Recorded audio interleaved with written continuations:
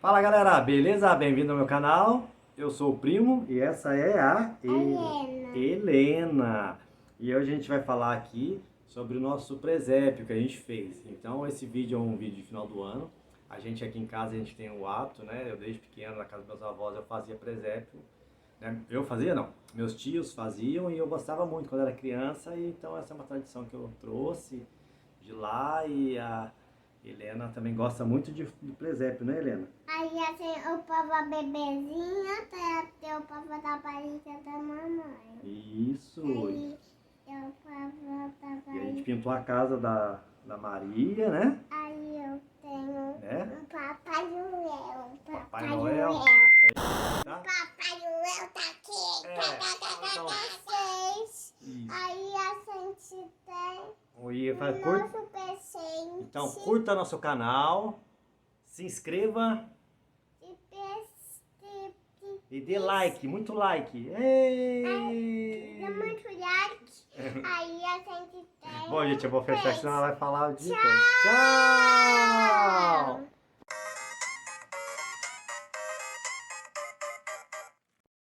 Bom, pessoal, então eu vou ter que aí, tô postando meu vídeo de novo, né, mais uma vez aí, porque deu probleminha ali com direitos autorais.